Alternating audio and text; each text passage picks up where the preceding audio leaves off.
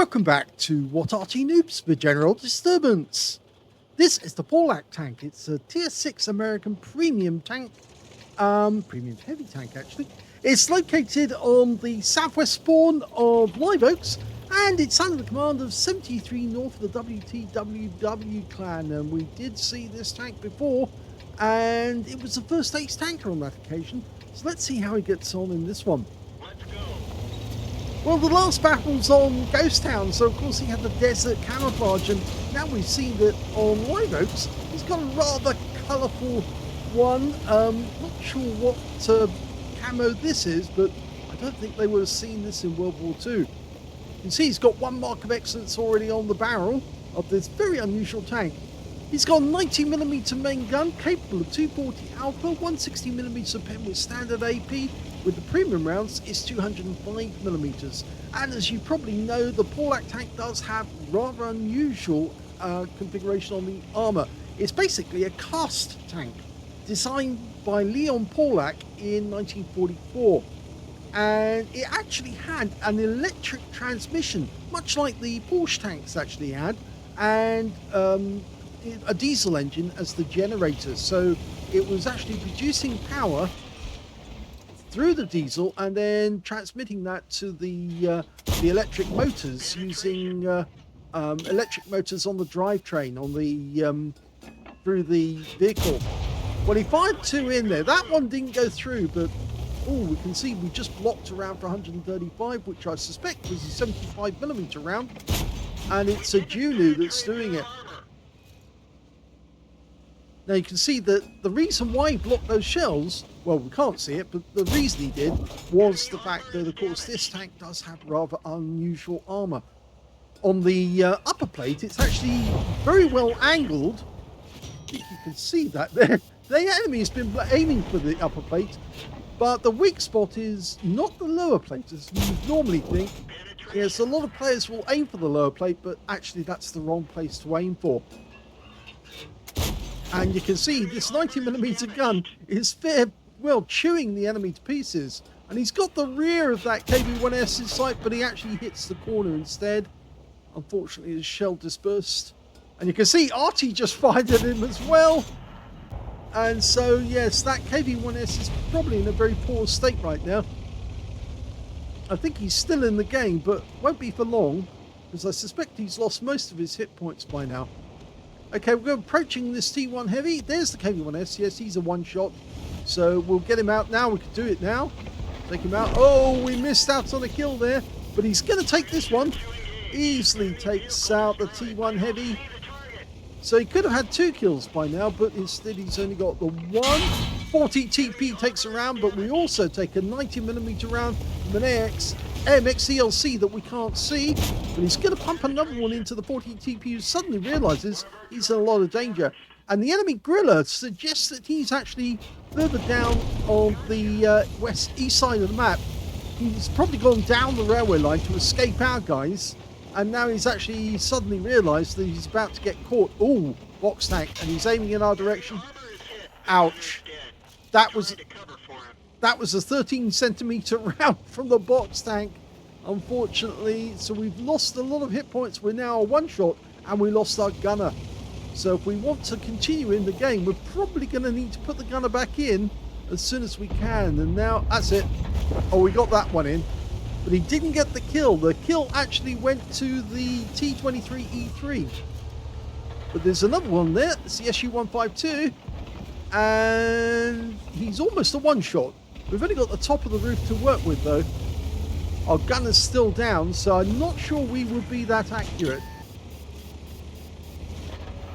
But the enemy has gone down, and now we're looking at that ELC. We fire on the move, which, of course, with a dead gunner, that's not going to work. Yes, because it's going to go all over the place. He's chasing the AMX down because he's the last enemy alive. All the ones on the railway line got wiped out. And we're actually going in to try and kill him before he drowns himself. Oh, go for the ram. Oh, he dies before we can get the kill.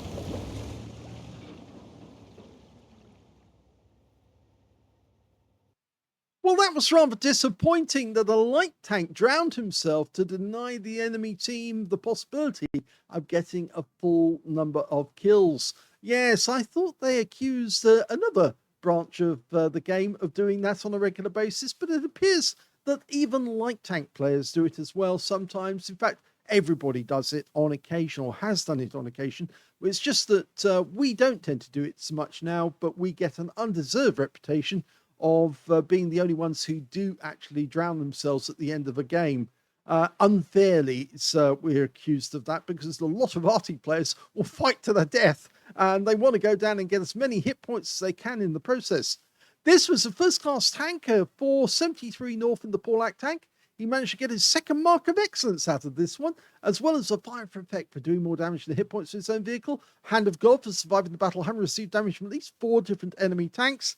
And he did get the high caliber for dealing the most damage in that game overall, despite the fact that he wasn't able to get that last kill by ramming the AMX CLC. And the reason he couldn't shoot him was because he had a dead gunner, and therefore he was hopelessly inaccurate at that stage in the game. So that's why he wasn't getting anywhere. We can see that his win 8 was 6,510, which is Super Unicum standard. So at least he was playing up to standard. It's just the he couldn't put that gunner back in at the end, and that was unfortunate that the box tank hit him and took out the gunner just when he did and made him a one-shot. We look at the team score first. We can see that he definitely got the highest damage with 2,511. And the second highest was the T23E3, who actually stole a few of the kills away from 73north, and he got 1,398. In fact, those two players were the only ones who managed to get over 1,000 base. And of course, the Pawlack Tank nearly got twice as much damage as the T23E3. So when it came to kills, you can see, yes, the T23E3 got 4 kills. Yeah, some of those are kill steals. And 2 kills went to 73north and the AMX CLC on his own team. And he got an All-X medal, so he was killing high-tier opponents during that game. And when it came to everyone else, they have got 1 kill or none at all. And only 3 players on the enemy team actually managed to get kills in that game.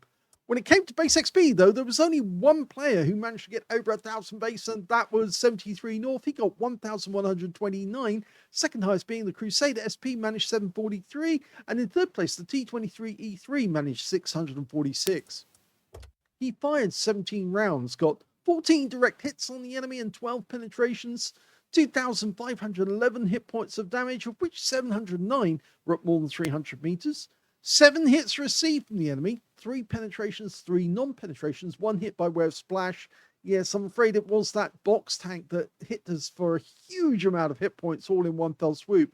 We did lose some hit points as well to the T1 Heavy and also to a few of the other tanks, especially the ELC. Yes, he got us with a 90mm round.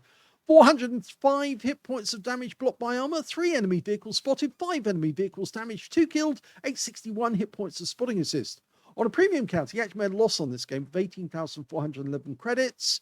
That's mainly down to ammunition, and 1,693 experience points altogether. So at least he's got his second mark up, and now he's working for his third mark of excellence. But if he keeps up that win 8, I don't think it'll be long before he gets it. The only problem, of course, is that by being so aggressive, he is actually wandering to situations whereby he can actually be fairly vulnerable to enemy shots like that box tank.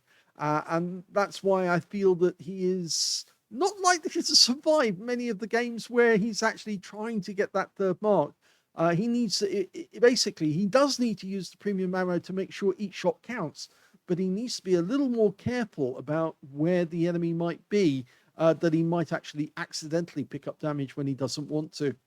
Anyway, I hope you enjoyed that replay. If you did, please give this video a like. Do subscribe to our channel. Leave a little comment down below because it feeds the algorithm. And thank you for watching.